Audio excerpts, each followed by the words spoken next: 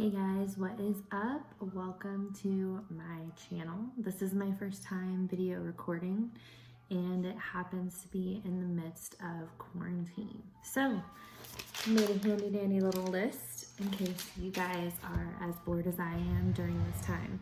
My husband was like, go ahead and put this as your background, but you can't even see it because my hair is all crazy. So 10 things that you can do during quarantine. Okay, I realize a lot of people right now are either bored or scared or waiting for the end of the world to happen. I know we've spent $600 or so stocking up for what we think is going to be the end of the world. And I know a lot of people are praying or they're worried about relatives. So I get it. But I think that instead of worrying ourselves crazy, it would be a great idea right now to just relax and use this extra time to spend doing stuff that maybe you've wanted to do for a while and you just haven't. So my number one thing is clean. This process probably lasted about 5 days. I know many of you are probably finished with cleaning your house now. But it wasn't just like the typical cleaning. Like, yeah, I did the dishes. Yeah, I did the laundry. I washed my bed sheets. I vacuumed. I dusted. And then I started to deep clean things that nobody really wants to do, like clean your baseboards or switch out light bulbs. So I started to get kind of creative whenever it came to that. Then the second thing that I did was purge. So I kind of like Marie Kondo'd it. I went through everything. I went through books that I had, old textbooks, I sold them. I made a garage sale pile for whenever all of this is all over. I tried on clothes, tried on everything in my closet, and I basically asked myself, do I love it? Do I need to keep this? What's the point of this? But I went through everything, dishes, stuff that I keep because it holds like some kind of memory for me. I just felt like I wanted to get rid of stuff. Especially in times like this where I'm like, what is most important? You know, if this were a desperate time, what do I need and what don't I need? So if you can see, I have here, I'll take you with me instead. I have a box of stuff that I'm donating. And I went through bed sheets too. Those are my bed sheets and stuff that I just didn't need for a guest bedroom anymore. Let's put you back. Okay. There we go. The third thing I did was I started to do projects around the house.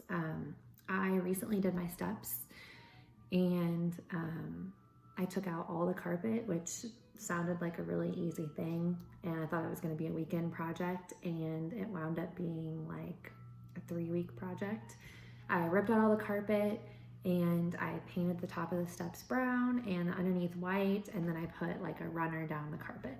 So that was a project that I took on while I was teaching during the school year. So for those of you that don't know, I'm a teacher, and obviously right now we are not teaching. So the next thing that I'm going to do, and I will be sure to put this on my channel as well, I have the ugliest countertops. They're like brown granite, just gross. So I'm going to be putting contact paper on them and trying that out and seeing how resistant contact paper is on a kitchen counter. I'm also going to be doing the backsplash a different color as well. So you guys can check that out above. But yeah, I started to do the projects that I haven't done before. I painted my fireplace white. I did a whitewash on it. Now's the time to get those projects around the house done. You're bored, and what I would do is make a list of all the things that you need to get done and I would start. The next thing I did was read. A lot of times I read on my phone, and they're those like cheap books that actually don't teach you anything, and you're just reading to kind of avoid what's going on. Those are the books I usually read, but I actually discovered Lisa TerKeurst. It's Not Supposed to Be This Way. I read through this and I marked up everything that really applied to me. She is really good at just being real. And I notice a lot of times if I read a religious book, it seems like those people are perfect. And I know that a lot of us are not even close. So it was really refreshing. It's Not Supposed to Be This Way, Finding Unexpected Strength When Disappointments Leave You Shattered. So this is a highly appropriate book for right now. Maybe you don't have a job, maybe things are unsure for you, maybe you're going through some relational struggles, maybe your spouse has to work and you don't. There's a lot going on right now, and that book would be a great book. If you are somebody that is religious or Christian or looking for some guidance, that would be a good start. Also, Girl, Wash Your Face. This is a hilarious book, actually. It's very realist, and I can appreciate that, but it's also so stop believing the lies about who you are so you can become who you were meant to be. There's a chapter for everything. I'm trying to look through. Let me see. The lie, I'm not good enough. So a lot of us struggle with that lie, or the lie, I'm better than you.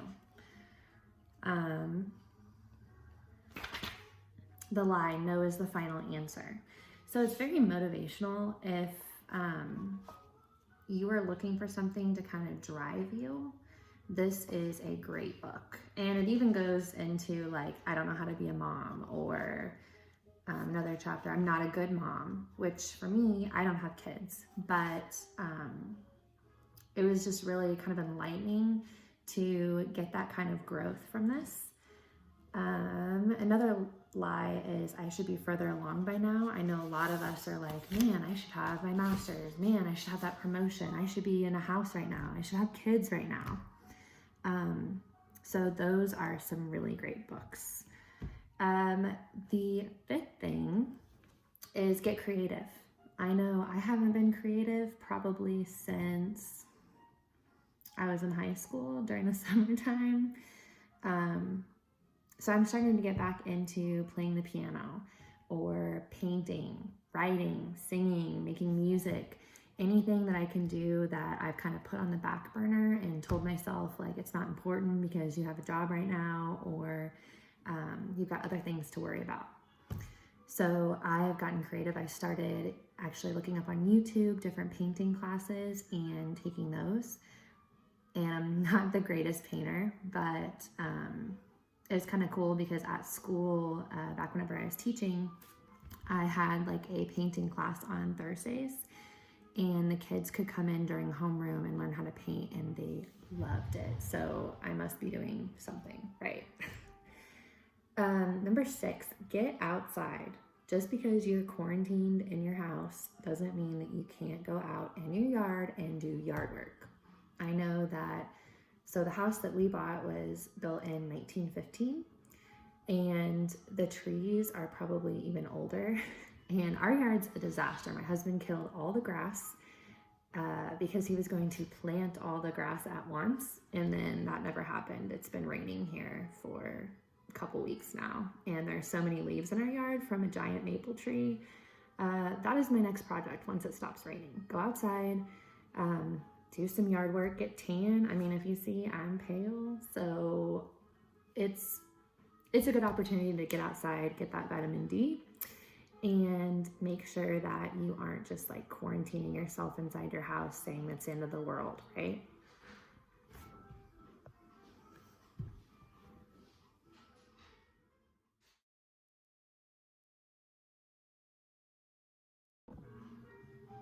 Hey guys, had to take a coffee break.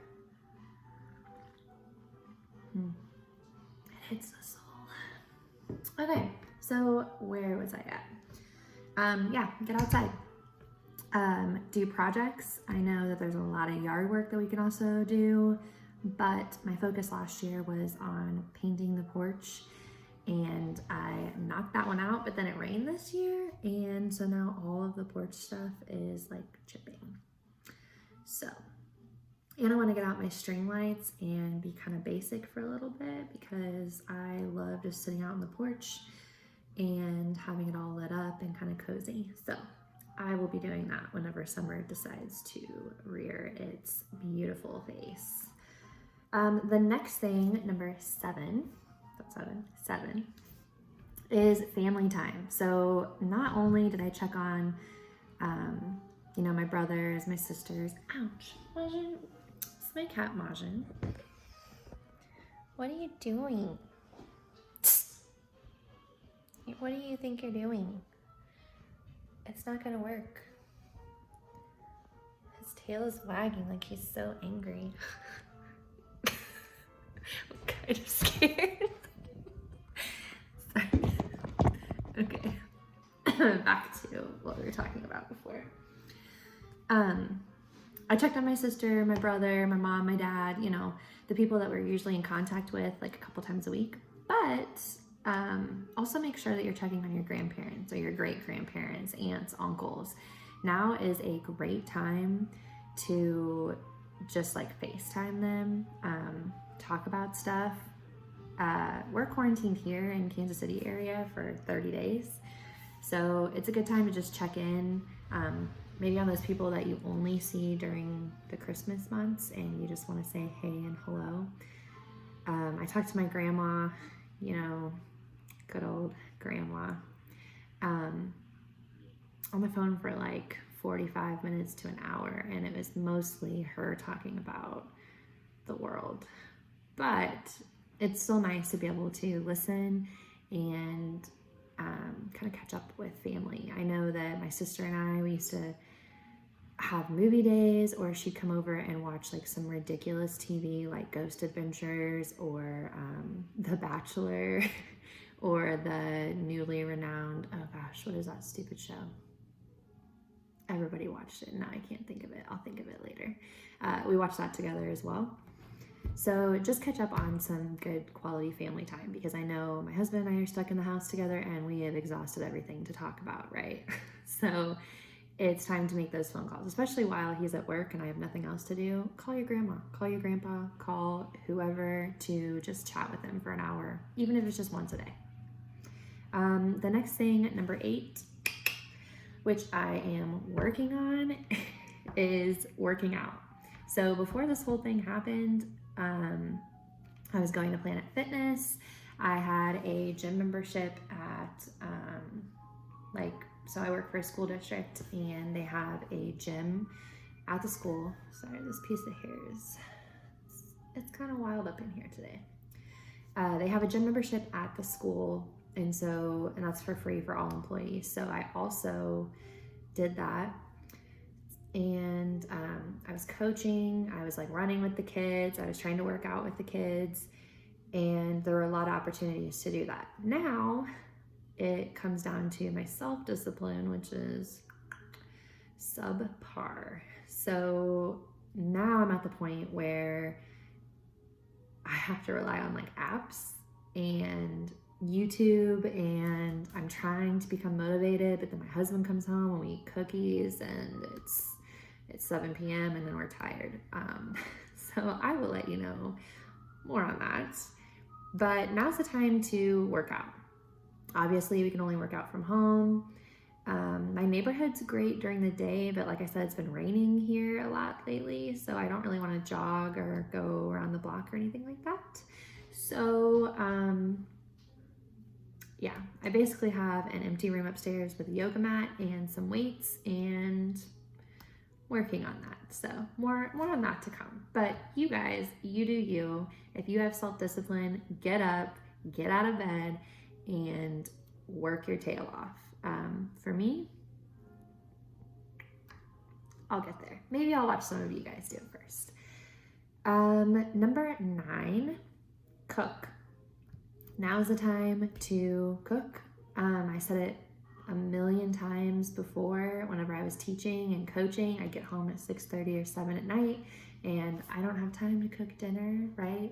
So now we're at the point where you have time to cook dinner, honey, and you have time to get in the greens and make a decent meal. In fact, I've used like 3 recipes on Pinterest I thought I was gonna never use in my life. Like, you just save them and you just wait for the day that it's gonna be your perfect futuristic life, right?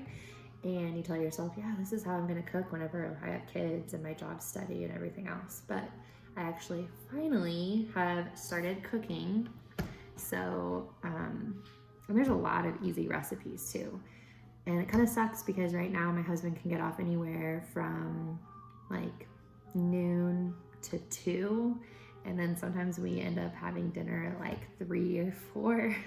So I'm getting into the routine and I'm making sure that we can be consistent at this time because it's been rough getting like a routine down and not getting up at, 6 o'clock every day to go to work, but getting up at like 10 and then trying to make a breakfast routine. It's been a hot mess, let me tell you, this quarantine. And then number 10, the final one, is relax. I have the most difficulty with this. I've actually been journaling recently to try to relax, right? I'm doing a prayer journal. I am listening to the book Get Out of Your Head because I think it's appropriate right now to get out of my head and really focus on God and what his plans are for me. And his plans are not sit around and wait and worry, right? So I've been reading a lot about that and highlighting in my Bible, journaling.